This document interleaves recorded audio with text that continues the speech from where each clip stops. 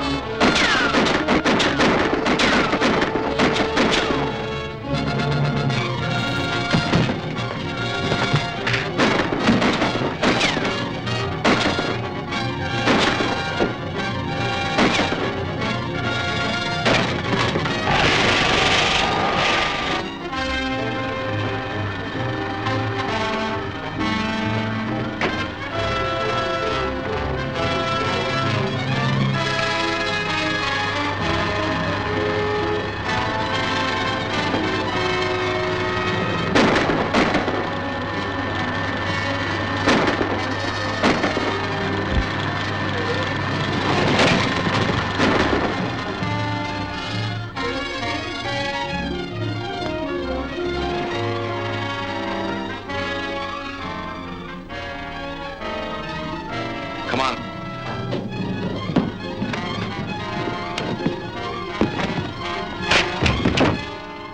Oh. Carlyle! Carlyle! Oh. The Scorpion. I think I know who he is.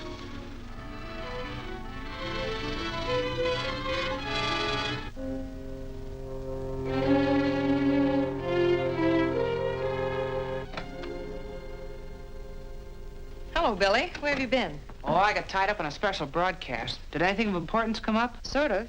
I'm going to get Mr. Carlyle's lens from his Oak Mountain Lodge. It's in his safe. He gave me the combination. Are you going alone? Yes. Why should you go? Mr. Malcolm and the others think the Scorpion is watching their movements, but feel he'd never suspect me. I'm not so sure about that. He seems to know every move that's made around here. But I've already said I would go.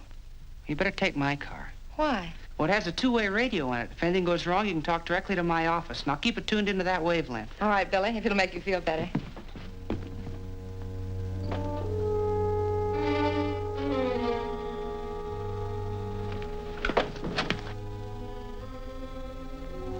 You may as well come in, Tal-Shatali. Is Mr. Malcolm still here? No, he left about an hour ago. Thank you. I'll stop by this evening. Oh, just a minute. Why don't you try his club? You might find him there.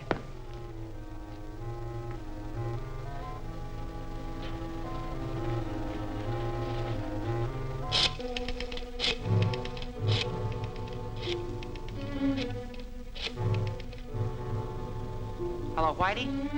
Betty's leaving Malcolm's in my car. I want you to follow her. Well, I'd be glad to, Billy. I'll be tied up here for a few minutes, though. Well, in that case, pick her up at Elm and 4th. I'll stall her for a while. Okay, I won't let her get out of my sight. Okay, Whitey.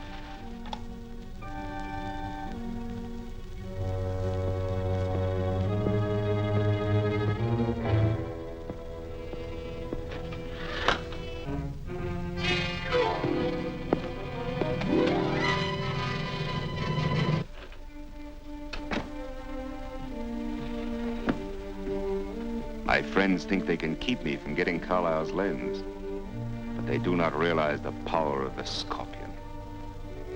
Carlyle's lens shall soon rest here. The others will follow in turn. The dynasty of the Scorpion will live again, and I shall rule, mightier than the ancient Shagatal. Where is this lens, and how do you plan to get it? The lens is in a safe at Oak Mountain Lodge. Malcolm's secretary has the combination and will be leaving soon to get it. This is what you must do at once.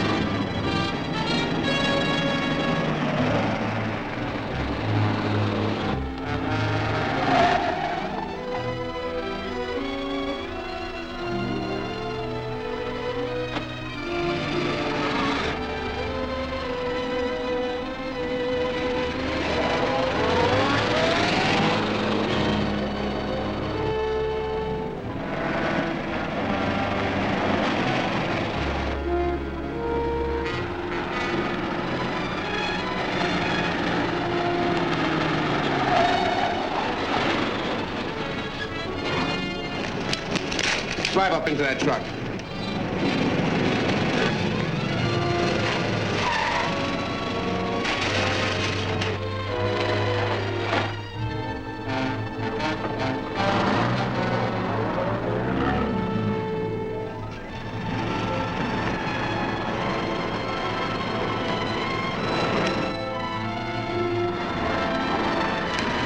Get going.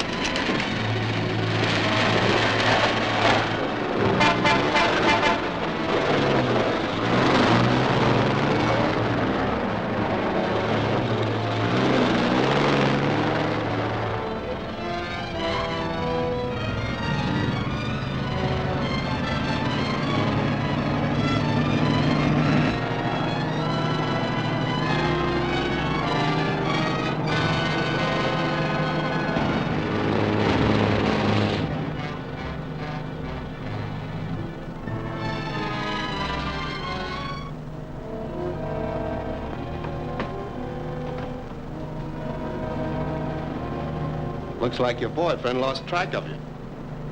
All right, hand over that combination. I don't know what you mean. Never mind the chatter. I want the combination of Carlyle's safe. Give me that bag.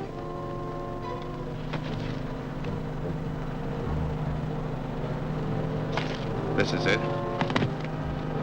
What are you going to do with me?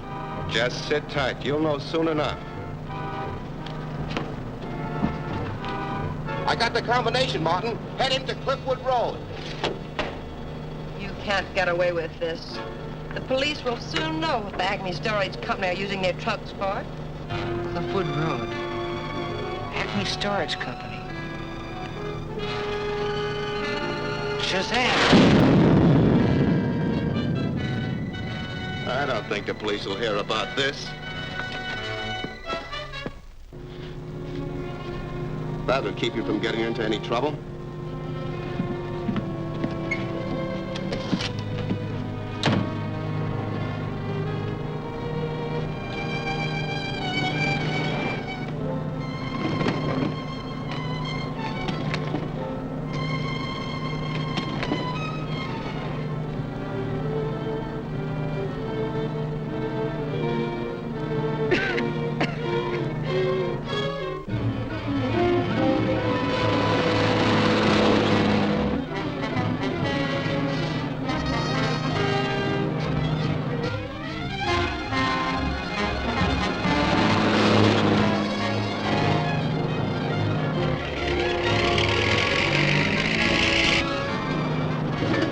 Tie down the wheel, we're leaving.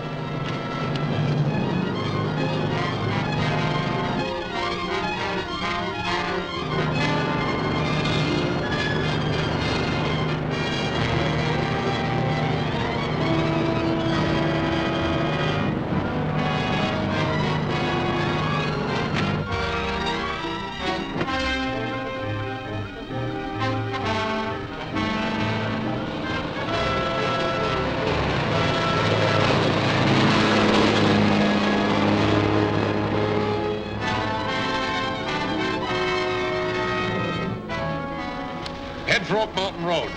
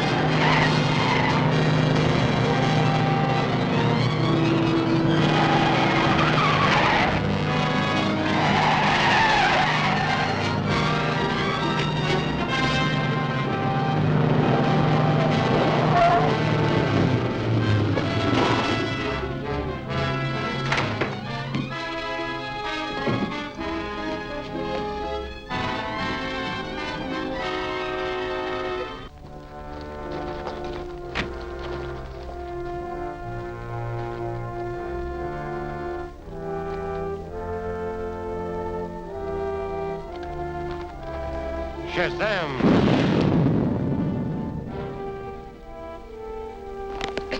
Betty! Betty!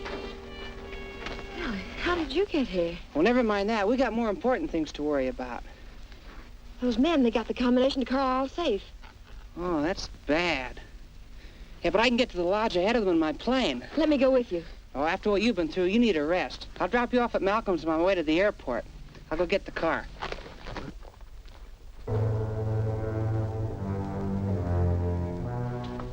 And Billy's on his way to the airport now. Gentlemen, you have heard my secretary's story. It's startling proof that we are menaced by a master criminal. Well, that's true, but as long as Batson gets there ahead of them, we have nothing to worry about. Surely with Carlisle's lens in our hands, the Scorpion is helpless. I wouldn't be too sure, gentlemen. Did you say Billy was taking his own plane? Yes. Why? Nothing. Mere curiosity. Well, since we can't do anything till Billy returns, there's no use waiting any longer. I agree. Gentlemen, good night. Good night. Miss Wallace. Good night. Good night. Good night.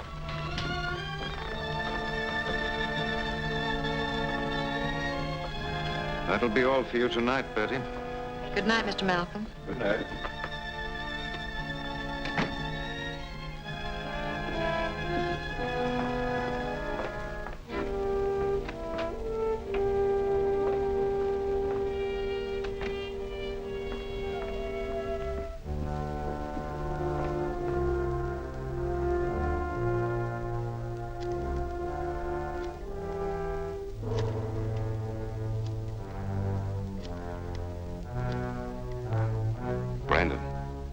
is the Scorpion.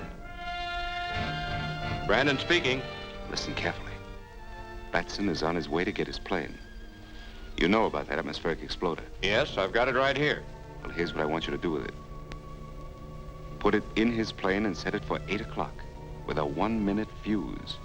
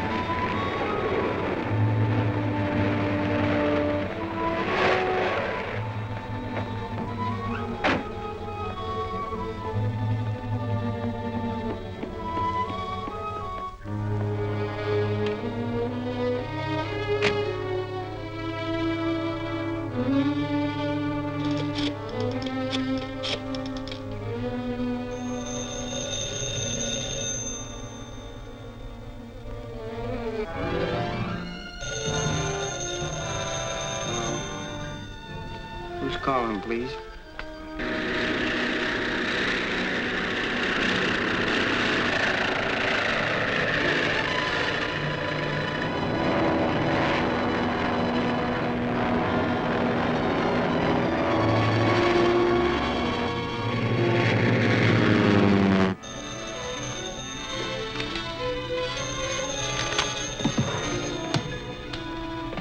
Hello? Hello, Whitey? Yeah. What is it, Betty?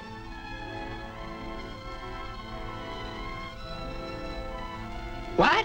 And the Scorpion has set a bomb with a 1-minute fuse to start burning at 8 o'clock. You must warn him. Yeah, sure, Betty. Right away. I'll get right on it.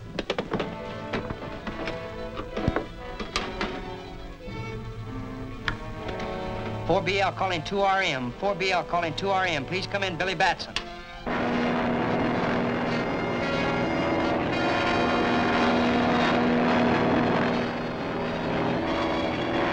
This is 4BL calling 2RM. Calling 2RM. Please come in, Billy Batson.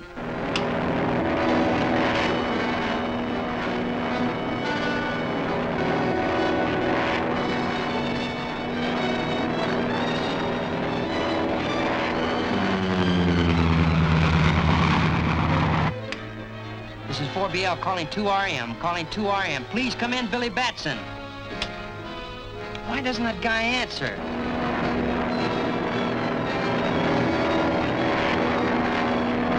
This is 4BL calling 2RM. Please come in, Billy Batson. There's a bomb wired to explode in your plane at 1 minute past 8.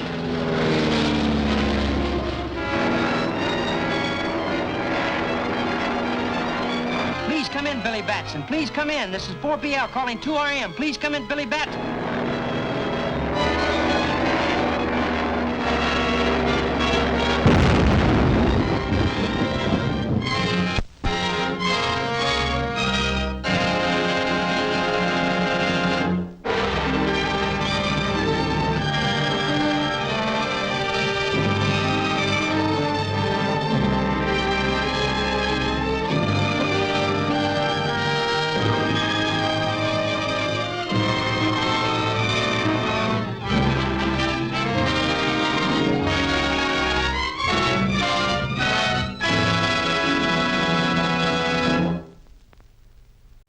As we suspected, a guillotine wouldn't be hardly enough to stop our intrepid superhero, and we also confirmed that Carlyle was not the devil in disguise, as Elvis would say, because, well, he's DED. So we need another suspect in that competition. But there's plenty of them, right? And the addition of an atmospheric exploder certainly adds much tension to an ever-expanding plot. Plot aside, however, there's plenty of action in this chapter, including a great sequence as Captain Marvel tries to stop a speeding driverless truck that's actually carrying an unconscious Betty in her car inside the truck. For a moment, I thought I might be stuck in a Roadrunner cartoon when I saw the truck was owned by the Acme Storage Company. The flying stunts in The Adventures of Captain Marvel were compliments of a threesome of talents. Tom Tyler, who played Captain Marvel, was an amateur weightlifter in his younger days, and even though he was in his late 30s for The Adventures of Captain Marvel, he was still in good shape and still athletic. He looked great in the costume, and for the close-up stuff, although he was a little stiff, he looked the part, and he was able to make the takeoff and landing scenes of Captain Marvel's flying stunts believable, with some editing help, of course. Dave Sharp, a veteran actor and stunt performer, was able to do the more acrobatic parts of the Captain Marvel flying sequences. We saw one example in Chapter 2 when Sharp, dressed in the Captain Marvel suit, jumps up to a bridge, a height of about 15 feet or so. The feat was probably accomplished by Sharp jumping backwards off the bridge, down to the ground, and then the footage was reversed. Pretty amazing stuff.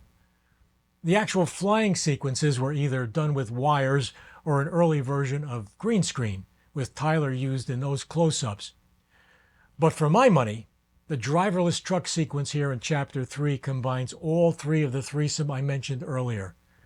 Theodore and Howard Lydecker, which I consider one person, the legendary Lydecker brothers, were the team responsible for the amazing flying effects in the series. They created a larger-than-life-size dummy out of papier-mâché, which weighed only about 15 pounds, and then attached lengths of copper tubing to the shoulders and heels of the dummy. They threaded wires through the tubes and enabled the dummy to fly through sequences as if it were a real human being. Various angles were used throughout the series, so the effect wouldn't be boring, but such a simple approach was really quite effective. When I first saw The Adventures of Captain Marvel many years ago, I was amazed by the flying sequences, especially the flying dummy. I had no idea how that was done. The Lydecker brothers were also responsible for the other effects in the serial. Explosions and volcanoes, miniature cars and trucks, the whole bit. They had a long career in Hollywood, well before the advent of CGI allowed these kinds of effects to be available on the desktops of 12-year-olds.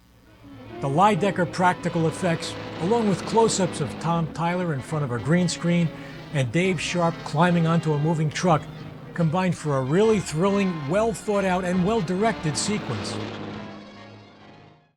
Now, on to the most dangerous game. Robert Rainsford, played by Joel McCrea, is a big game hunter traveling aboard a luxury yacht.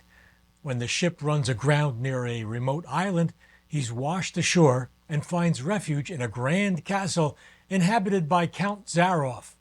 Zaroff is not merely an eccentric host, he's a twisted sportsman who hunts humans for fun.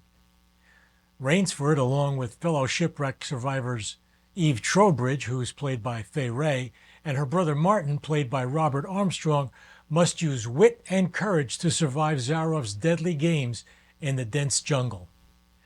Ernest Shedsack, one of the directors and a co-director of King Kong, was a former combat cameraman who had an eye for thrilling action sequences.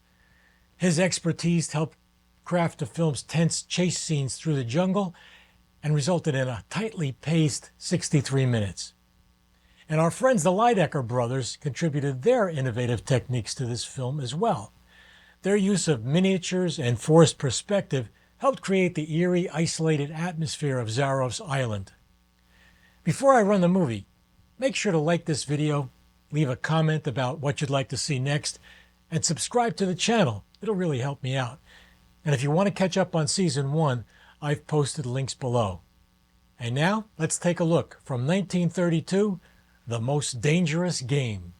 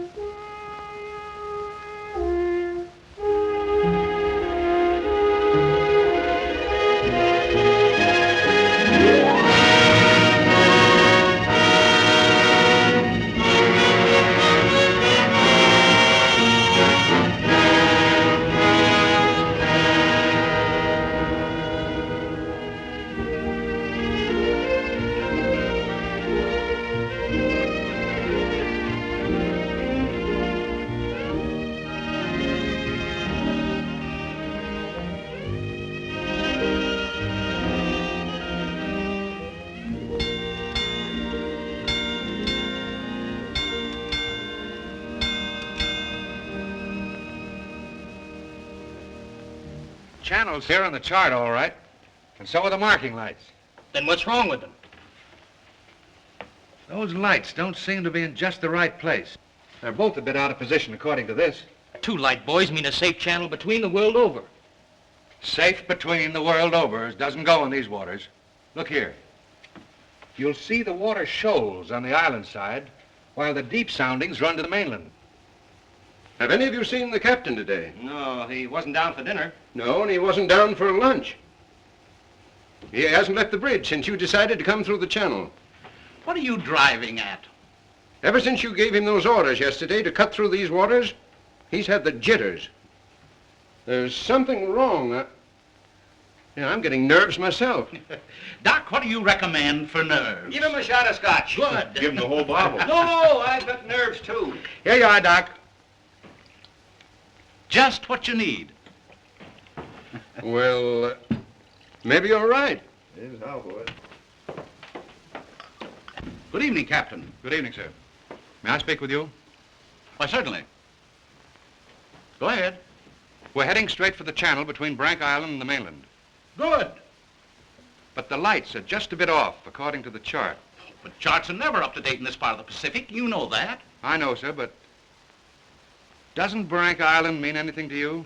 Well, not a lot. Well, perhaps if I could talk with Mr. Rainsford. But Bob's not a sailor. He's a hunter. He's made many of these trips. He's young, but he has judgment. I'll call him.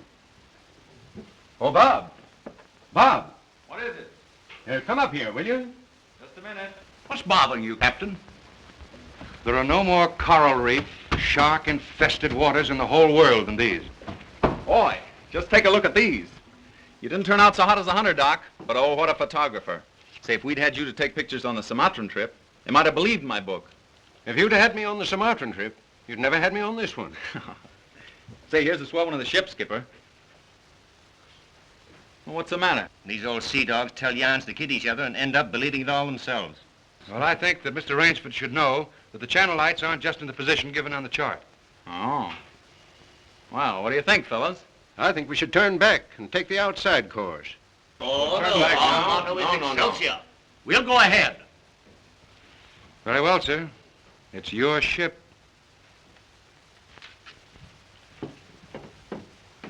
It was the schooner Hesperus, and she sailed the wintry sea. Now, wait a minute, fellas. Let's talk this over. There's no use taking any chances. Chances? That's fine talk coming from a fellow who just got through slapping tigers in the face. Here, get an eyeful of this. And he talks about taking chances. Here's the Doc charging the enemy with an unloaded camera. Get the expression on Doc's face, Bill. He looks more frightened than the tiger. He is. Just what you have on your mind, Doc. I'll tell you what I had on my mind. I was thinking of the inconsistency of civilization. The beast of the jungle, killing just for his existence, is called savage. The man, killing just for sport, is called civilized. Yeah. It's a bit contradictory, isn't it? Now, just a minute. What makes you think it isn't just as much sport for the animal as it is for the man? Now, take that fellow right there, for instance. There never was a time when he couldn't have gotten away. But he didn't want to. He got interested in hunting me. He didn't hate me for stalking him, any more than I hated him for trying to charge me. As a matter of fact, we admired each other. Perhaps. But would you change places with the tiger? Well, not now. Here comes that bad luck lady again. Third time tonight. Here, let me shuffle him. Wait a minute. Don't evade the issue. Yes, come, speak up. I asked you a question. Yes. You did? Oh, I forgot. No, you didn't. I asked you if there'd be as much sport in the game if you were the tiger instead of the hunter. Got you now, Bob. Well, that's something I'll never have to decide. No? Listen here, you fellas. This world's divided into two kinds of people, the hunter and the hunted. Now, luckily, I'm a hunter. Nothing can ever change that. Hang on a second!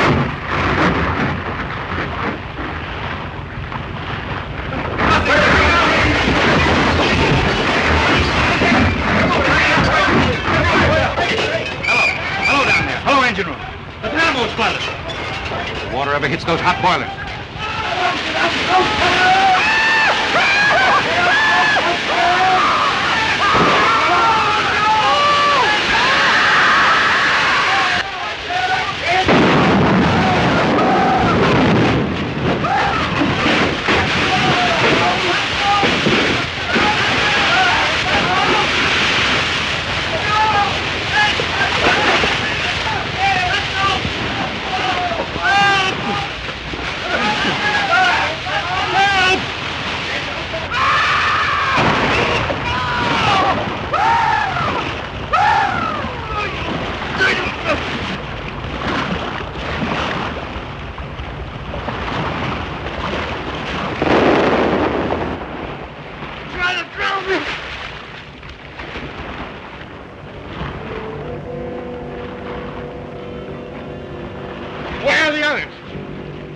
Anybody? Nobody left but us two and that fella.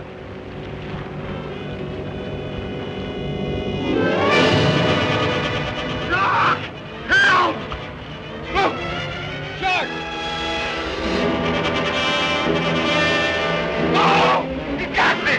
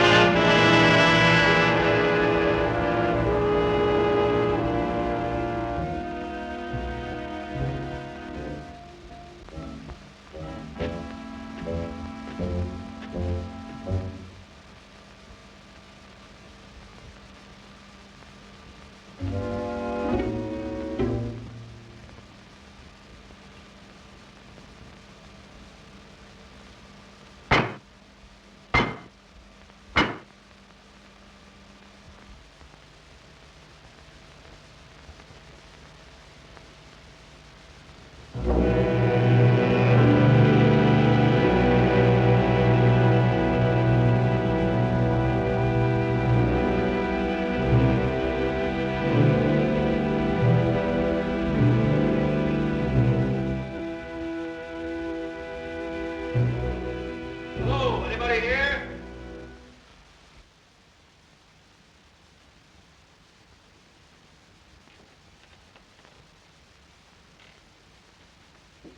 Anybody around, I say? Oh, hello. Is this your house? I'm not trying to break in, but I've been in a wreck. Our yacht just sunk with all hands. I got ashore and found your place here by accident. I'm not trying to intrude, but I'm in sort of a jam. Don't you understand any English? Ivan does not speak any language. He has the misfortune to be dumb. Oh, hello. Are you the owner here? Yes. Welcome to my poor fortress. Fortress? It once was, built by the Portuguese centuries ago. I have had the ruins restored to make my home here. I am Count Zaroff. My name's Robert Rainsford. Glad to meet you. Very glad. Yeah, Ivan is a Cossack. I'm afraid, like all my fellow countrymen, he is a bit of a savage. Smile, Ivan.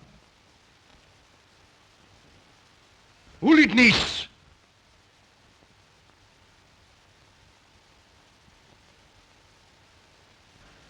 I was trying to make him understand there'd been a shipwreck in the channel. Chort was me, but how appalling. And you mean to say that you were the only survivor? Yes. I'm afraid I am. You're certain? Well, I'd never left the spot if I hadn't been. The swellest crowd on earth. My best friends. It's incredible. Such things are always incredible. Death is for others, not for ourselves. That is how most of my other guests have felt. Your other guests? You mean this has happened before? My dear fellow, we have several survivors from the last wreck still in the house. It would seem that this island were cursed. That's just what the captain said. Only he thought it was uninhabited. We Cossacks find our inspiration in solitude. Well, it's a break for me anyway. My house is yours, sir. Oh, by the way, you'll want to change those wet rags immediately. Yes. They look about the way I feel. Yes. I have some loose hunting clothes which I keep for my guests that you can possibly get into. Od vidi Ivov krajnyu komnatu. Ivan will show you to your room. Thank you. You will find a stiff drink there also. Thanks a lot. Proшу. All pleasure is mine.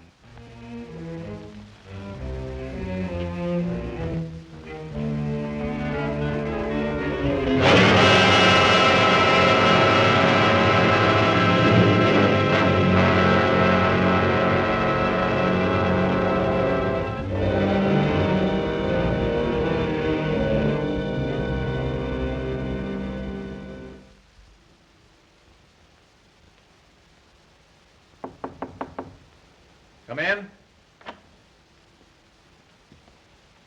Ready, Rainsford? All set. I'm afraid we have finished dinner, but I have ordered something for you. Thanks. I don't feel like eating. Oh, dear, dear. Well, perhaps later. Now then, what do you say to coffee and most charming company?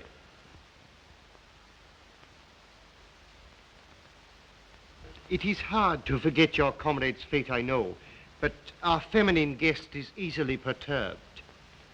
If I could beg you to put a good face upon the matter, assume a cheerfulness you may not feel. Why, sure, of course. Thank you.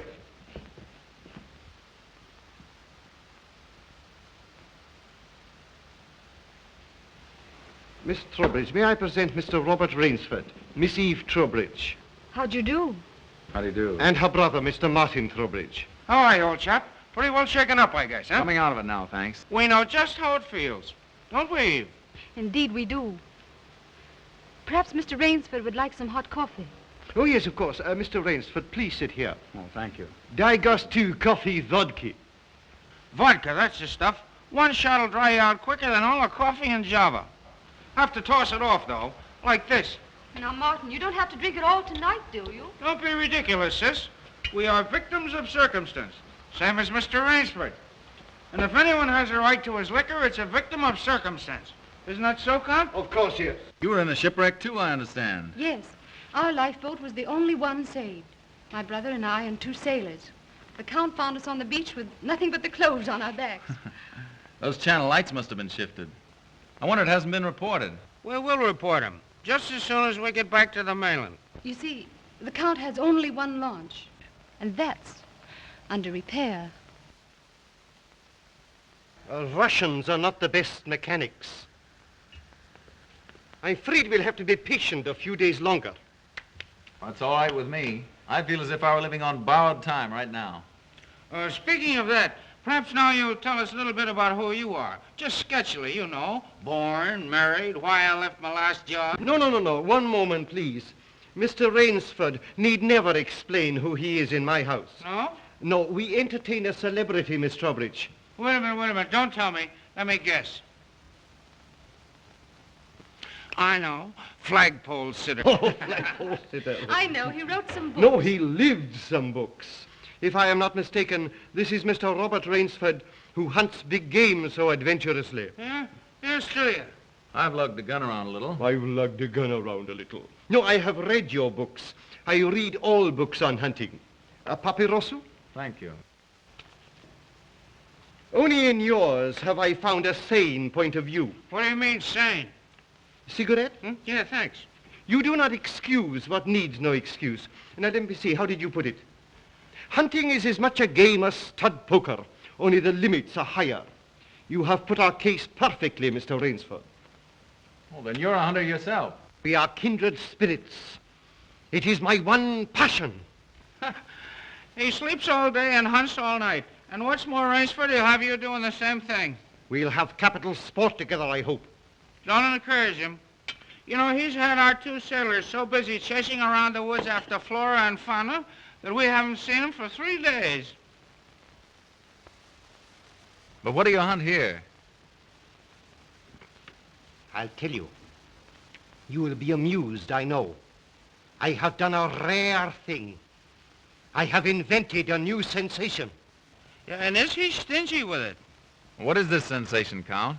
Mr. Rainsford, God made some men poets. Some he made kings, some beggars. Me he made a hunter. My hand was made for the trigger, my father told me.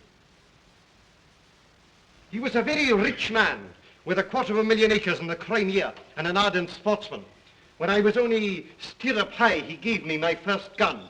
Good for him. My life has been one glorious hunt. It would be impossible for me to tell you how many animals I have killed. But when the revolution flamed up... Look out. Victory stop! Oh, I'm so sorry. Count Zareff was so interesting, I didn't realize the danger. Oh, it's all right now. What were you saying about the revolution, Count? Oh, merely that I escaped with most of my fortune. Naturally, I continued to hunt all over the world. It was in Africa that the Cape Buffalo gave me this. That must have been a close call. Yes, it still bothers me sometimes. However, in 2 months, I was on my way to the Amazon. I'd heard that the jaguars there were unusually cunning. No. No sport at all. Well, conditions are bad everywhere these days. One night as I lay in my tent with this head of mine, a terrible thought crept like a snake into my brain. Hunting was beginning to bore me. Is that such a terrible thought, Count? It is, my dear lady, when hunting has been the whip for all other passions. When I lost my love of hunting, I lost my love of life. Of love. Well, you seem to have stood it pretty well. I even tried to sink myself to the level of the savage. I made myself perfect in the use of the Tartar war bow. Tartar which? Tartar war bow. That one up there. That's cute. Even to this day, I prefer to hunt with it. But alas, even that was too deadly. What I needed was not a new weapon, but a new animal. A new animal? Exactly so. You found one? Yes. Here on my island, I hunt the most dangerous game. The most dangerous game? You mean tigers? Tigers? No. The tiger has nothing but his claws and his fangs. I heard some queer beast howling back there along the water. Was that it?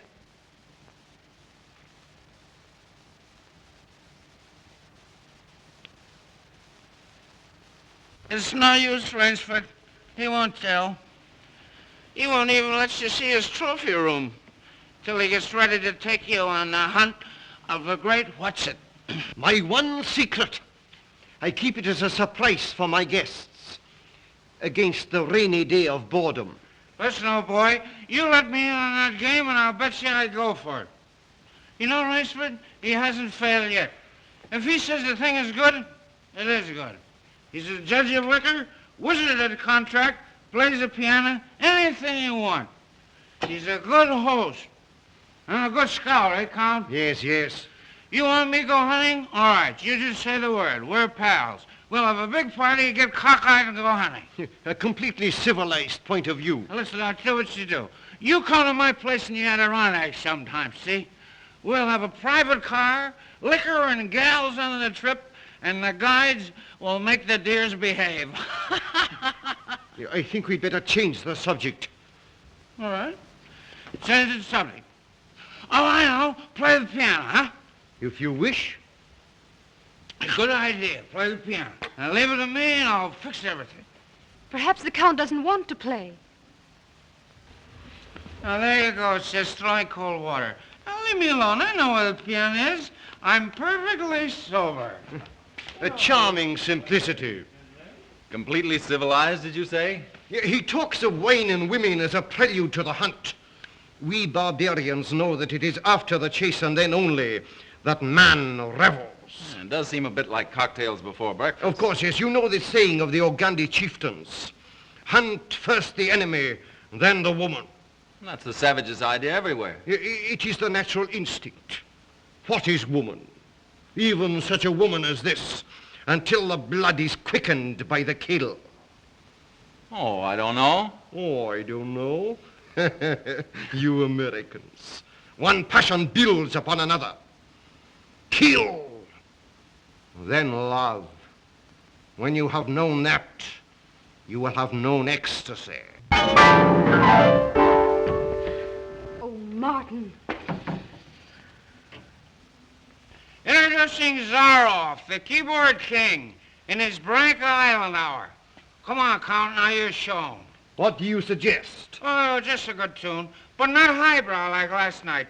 Just a good tune, see? I see. Yeah.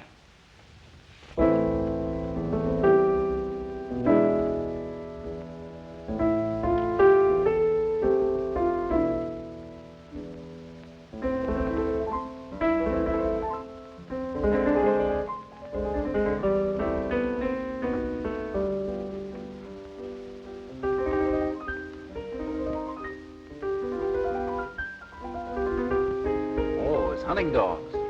Keep your voice low and listen. It isn't true about the launch needing repairs. I heard it leave the boathouse last night. It returned this morning. You mean he's keeping you from returning to the mainland? Yes. Well, perhaps he enjoys the company of two very charming people. Two, maybe. There were 4 of us a week ago. The other 2 have disappeared. What do you mean? One night after dinner, the Count took one of our sailors down to see his trophy room. At the foot of those stone steps. That iron door? Yes. 2 nights later, he took the other there. Neither has been seen since. Have you asked him about them? He says they've gone hunting. Oh, be careful. He's watching us. Will you smile as if I'd said something funny? Now, look here, you must be mistaken. Not now. Applaud.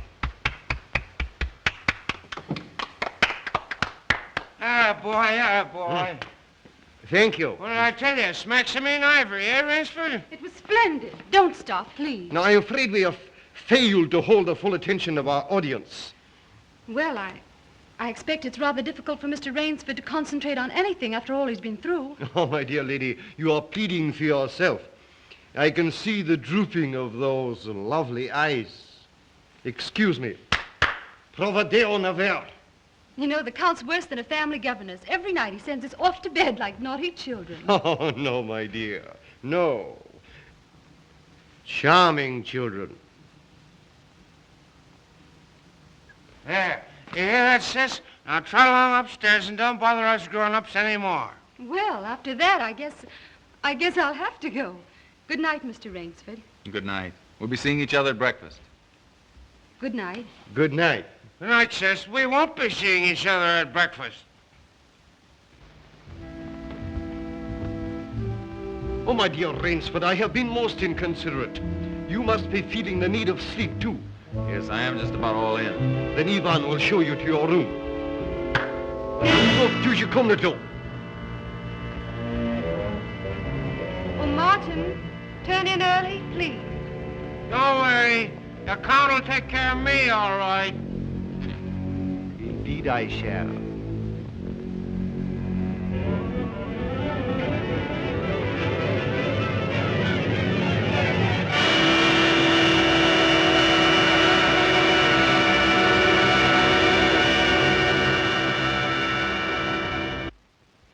good night. Good night, sir. Sleep well.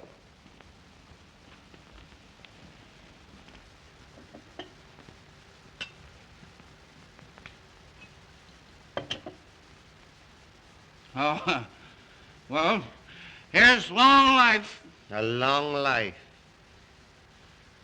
Tell me, Mr. Trowbridge, are you also fatigued? Tired? Me? You know I'm not. You know, Rainsford, we two are just alike. Up all night and sleep all day. Well, good night. Well, what are we going to do, huh? What's the big idea? I thought that perhaps tonight you would like to see my trophy room. Your trophy room? I'm sure you will find it most interesting. Say, that's a great idea. Oh, now we're pals. No more secrets now, huh? We'll make a night of it. I hope so, Mr. Trowbridge. Just you and I, pals. We'll have fun together, huh? Precisely, yes. Fun together. Ah, boy, County, oh boy, County.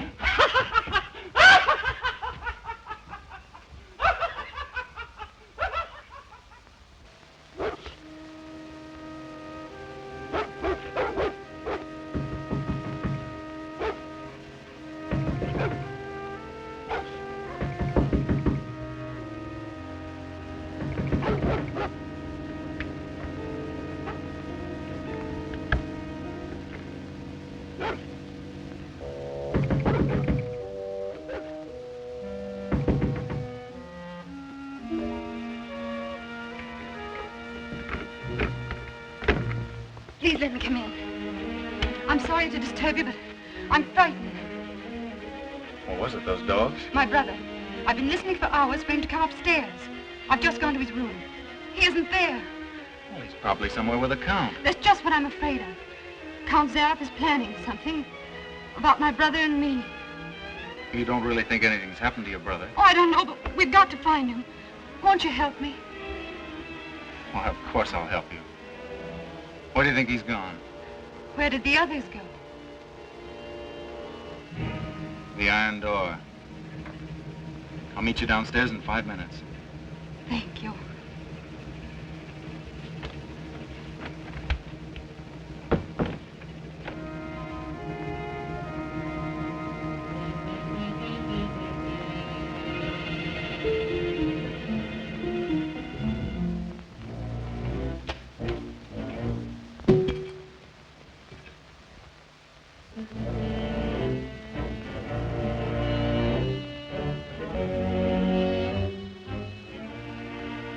That's queer. It's unlocked.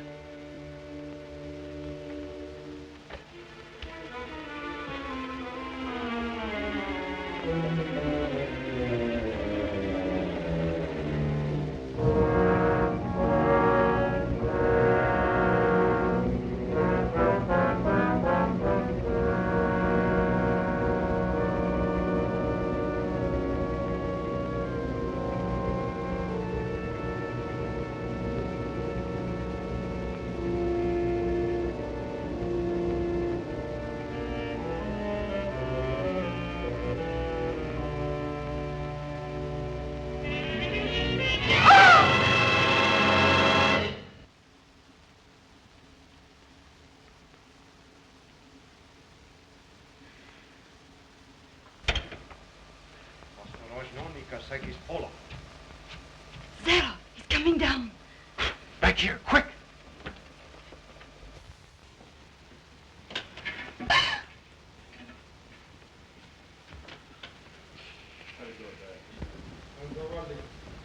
Хорошо. Приема вниз.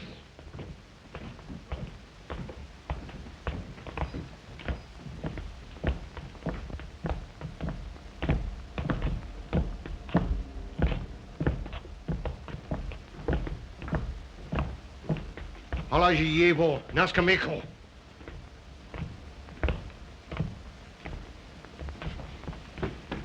Where's my brother? Trowbridge! Where's my brother?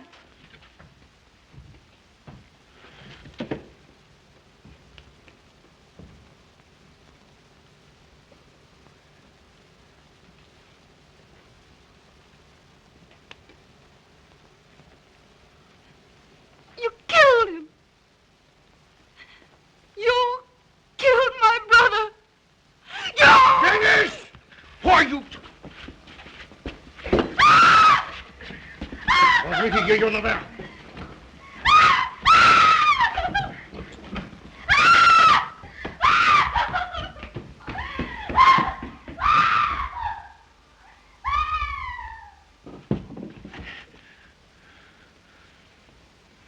Come, my dear Rainsford. I don't want to treat you like my other guests. You and I, we are hunters. So that's your most dangerous game. Yes, my dear fellow, I intended to tell you last night, but you know Miss Trowbridge. You hunted him like an animal. Yeah, I know what you think, but you are wrong. He was sober and fit for sport when I sent him out. An hour or two strapped up in here brought him to his senses. You raving maniac. Yes. I'll take it off. When we finish. The stupid fellow tried to escape through the swamps of Fog Hollow. You see, when I first began stocking my island, many of my guests thought I was joking. So I established this trophy room. I always bring them here before the hunt.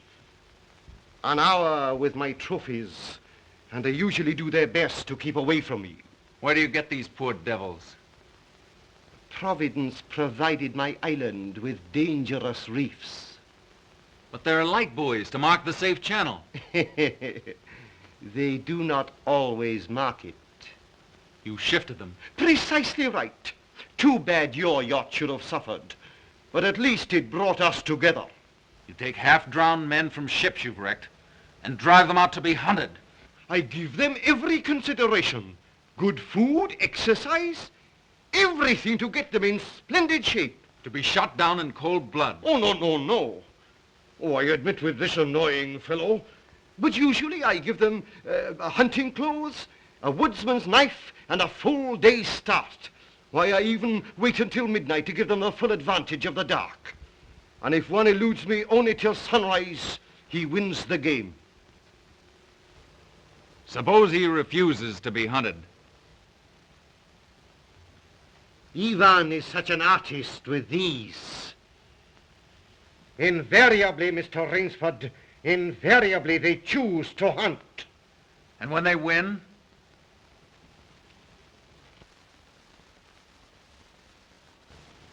To date, I have not lost. Oh, Rainsford, you'll find this game worth playing. When the next ship arrives, we'll have gorgeous sport together. You murdering rat, I'm a hunter, not an assassin.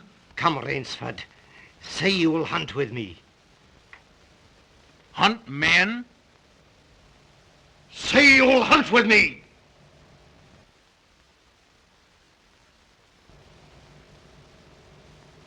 No? What do you think I am? One I fear who dare not follow his own convictions to their logical conclusion. I'm afraid in this instance, Mr. Rainsford, you may have to follow them. What do you mean? I shall not wait for the next ship. 4 o'clock. The sun is just rising. Ostekniki der Rutschniki. Come, Mr. Rainsford. Let us not waste time.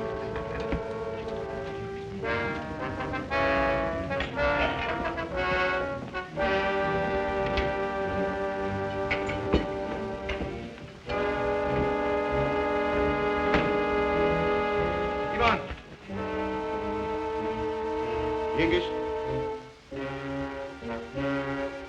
Your fangs and claws, Mr. Rainsford.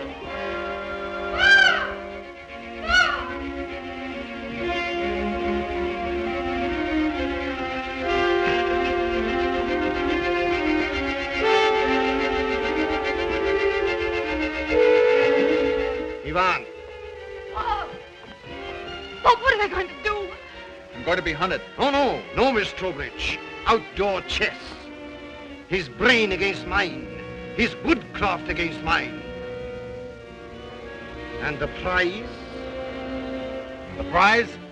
You may recall what I said last evening. Only after the kill does man know the true ecstasy of love. Suppose you lose. If I do not, what shall I say, find you between Midnight and sunrise tomorrow. Freedom for both of you. I'm going with you. No. He'll kill you, too. Not at all. One does not kill a female animal. If you lose, I can easily recapture her alive. All right. I'll take her with me, then. We'll set him a trail he'll remember.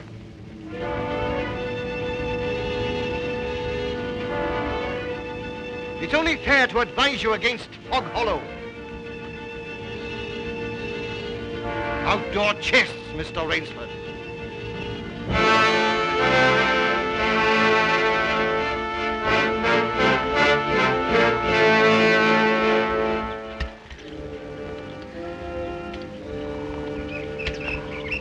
Don't lose your nerve. We'll beat this thing. The others didn't. We will.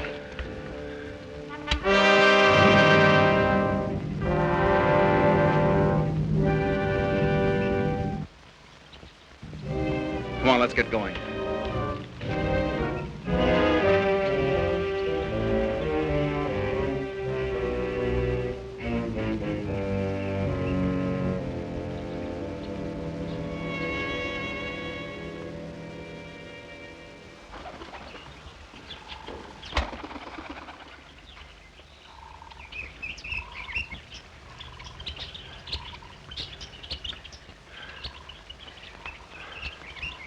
It seems as though we've come miles.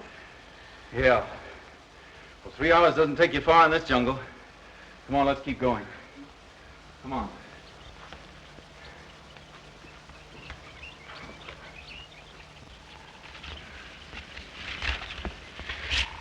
Just a little more of this, then easy downhill going. Soon be safe.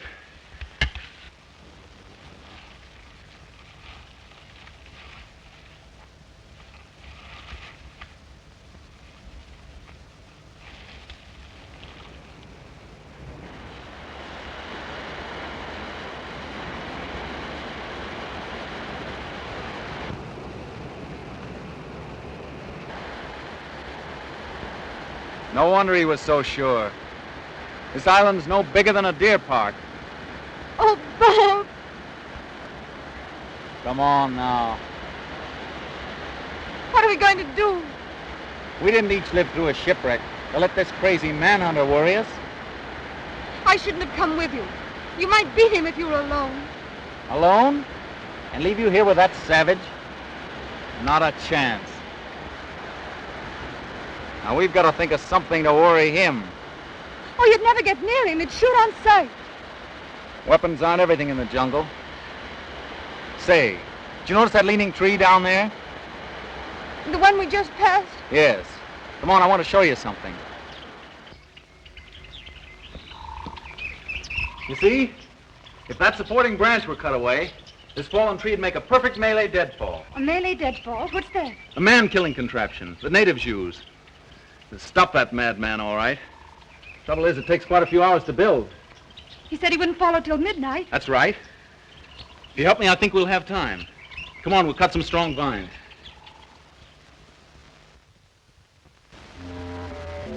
There. Almost ready. This bracelet of yours makes a fine guide ring for my necktie. He'll have been on his way almost an hour now. Look out. Don't touch that trip line. You'll have a 2-ton tree down on your back. Jungle wood's as heavy as iron. Will it really work? Never known a living thing to get by one yet. Look here.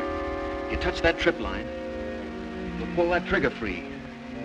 Once that's loose, there's nothing to keep the log from coming down.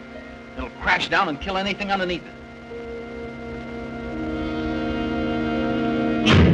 Look.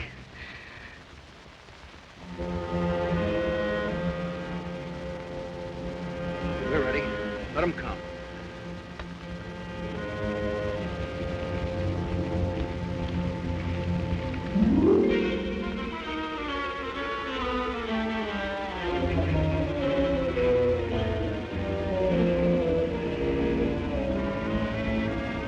Give me that knife.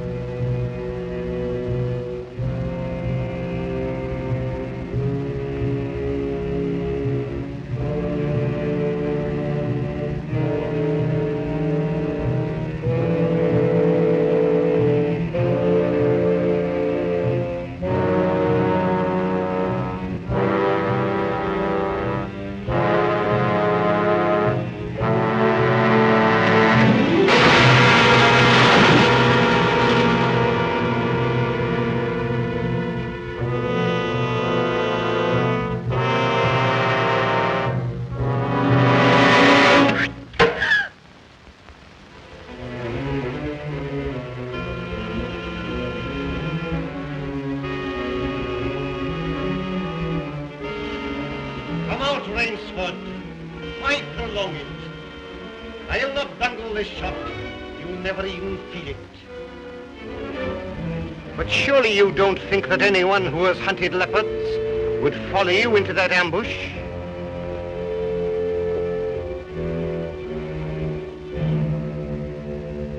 Oh, very well. If you choose to play the leopard, I shall hunt you like a leopard.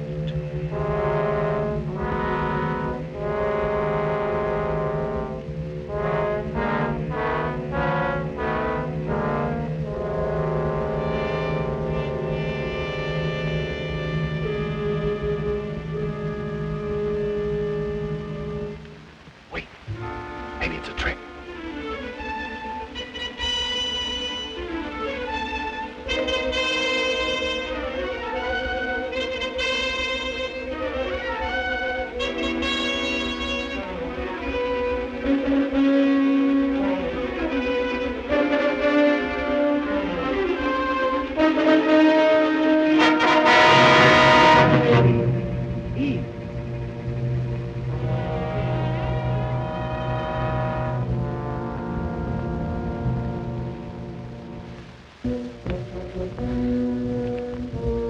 Where did it go? He's playing with us, like a cat with a mouse. What do you mean? You heard him say he'd hunt us as he'd hunt a leopard. It means he's gone for his high-powered rifle. His rifle. Oh, Bob, we must get away from here. Run, quick! Eve, wait!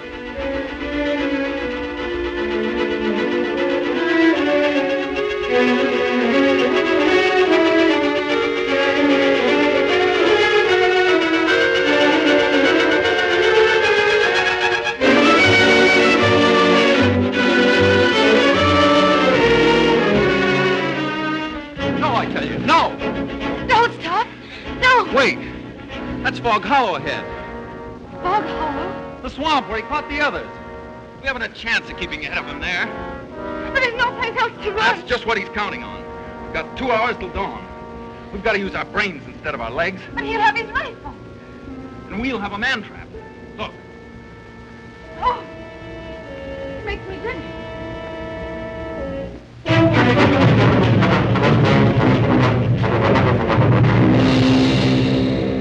Cover this over. When Mr. Zarro falls down there, he'll be all through hunting. Quick, gather some leaves and grass. I'll cut some branches.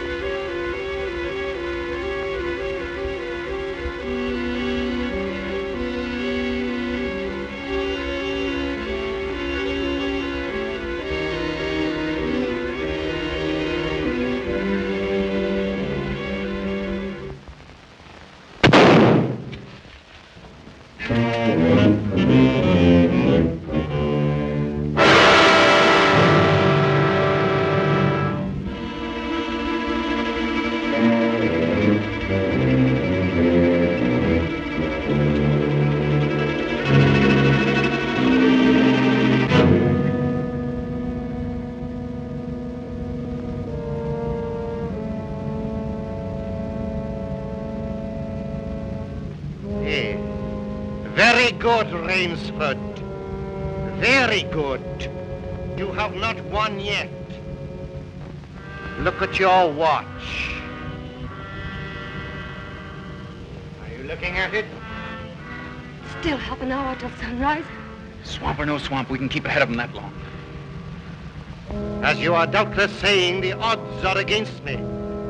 You have made my rifle useless in the fog. You cannot blame me if I overcome that obstacle.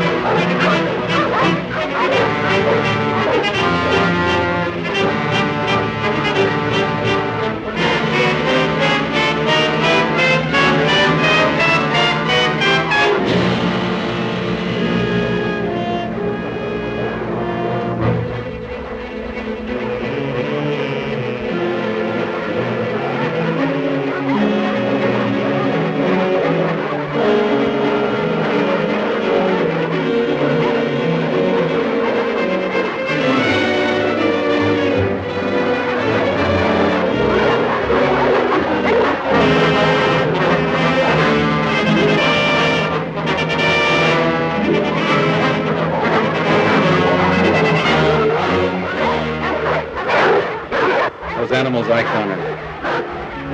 Now I know how they felt.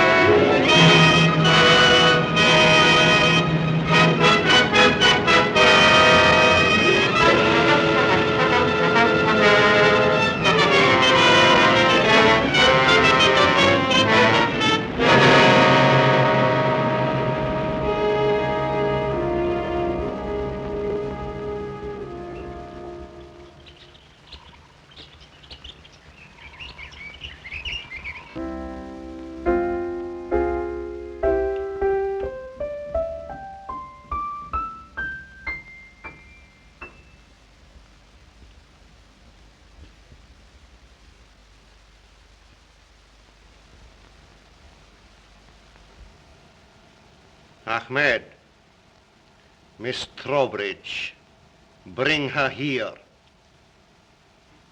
Now!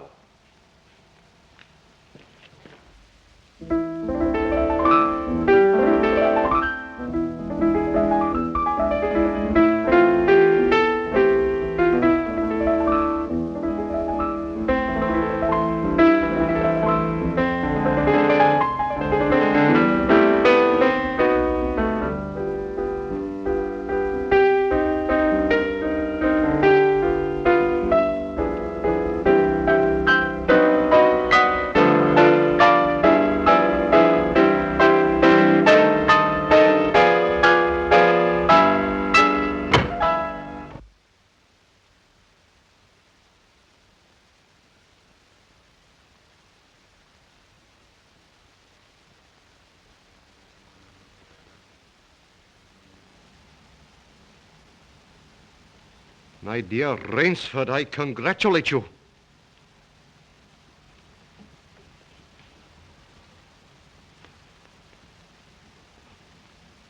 You have beaten me. Not yet. Oh, but of course I insist.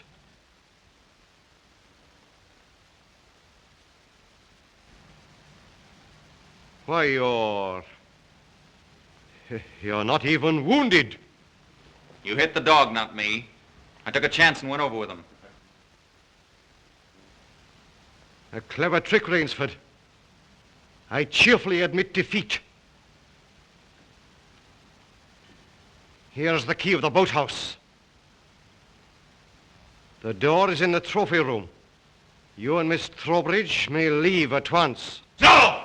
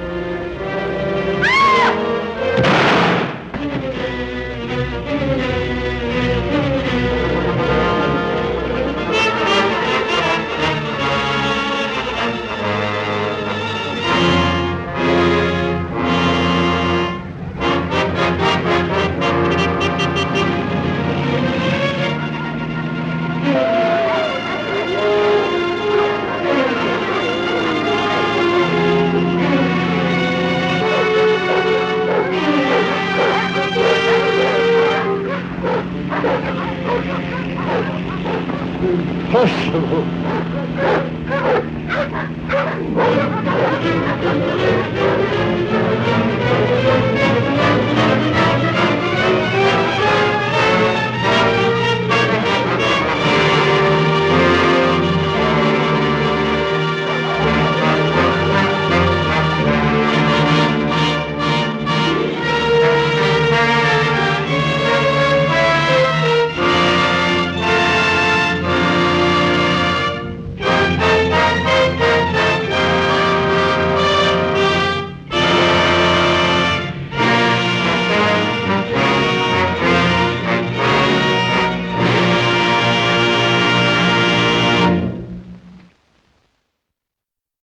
The Most Dangerous Game is not just a thrilling survival story, it's a commentary on the ethics of hunting and that hazy line between civilization and savagery. As I said earlier, its influence continues through countless adaptations and similar tales, both in the movies and on TV, even extending to video games such as The Last of Us, which also became a TV series. The movie is a treasure trove of early Hollywood ingenuity, both in storytelling and technical execution. It was shot on the same jungle sets as King Kong, which was being filmed simultaneously as a clever cost-saving measure by RKO Pictures, as both films shared resources, including the crew, Fay Wray, Robert Armstrong, and Ernest Shedsack. If you were paying close attention, you might have noticed details like the vine-covered cliffs and dense foliage that later became recognizable in King Kong. Now, how about that cast?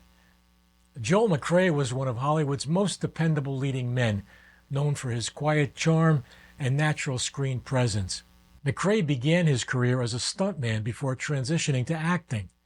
His early roles were in silent films, but he rose to prominence in the 1930s and 1940s, starring in classics like Sullivan's Travels and The Palm Beach Story. Fay Wray became iconic as the original Scream Queen in King Kong. She was a versatile actress whose career spanned silent films, melodramas, and horror thrillers. But no moments in The Most Dangerous Game are as iconic as the scene in King Kong where she is held captive by the giant ape on top of the Empire State Building. It's become a touchstone of both cinema and pop culture, demonstrating the incredible power of storytelling, visual effects, and raw emotion. Robert Armstrong's career often placed him in roles that blended humor and drama, and he's best remembered for his work alongside Fay Wray in King Kong. During his career, he appeared in such movies as Son of Kong, Mighty Joe Young, I guess he couldn't get away from those giant apes, Decoy, and Blood on the Sun. Next week, Frank Sinatra will be our featured actor in a story about a then taboo subject, drug addiction. Here's a sneak peek. The coming attraction at this theater is a powerful motion picture based on a provocative international best-selling and award-winning novel. Ernest Hemingway acclaimed this book as an outstanding work, and this praise was echoed by press and public alike. Its subject matter has never before been seen in a film. It has now been brought to the screen in a motion picture you will never forget.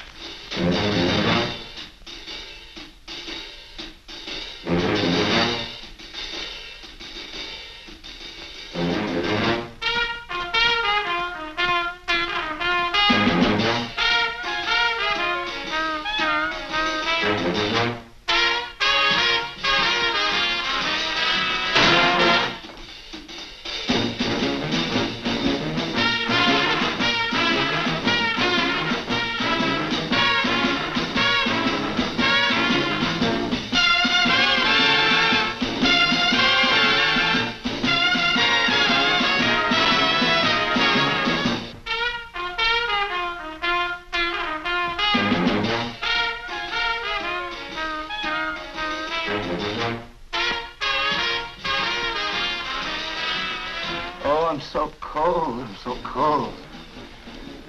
So cold. So cold.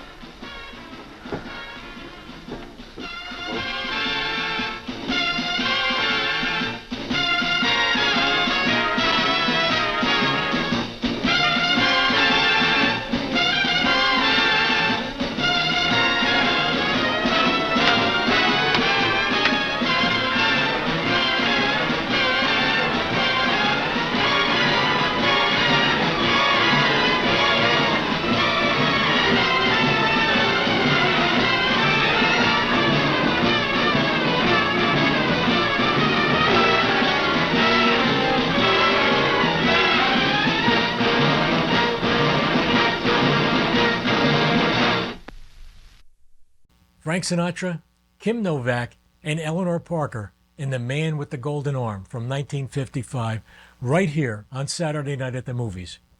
Remember, I drop a new episode every Saturday, so while you're still with me, Be sure and subscribe to the channel to get updates or send me an email at 33snam@gmail.com.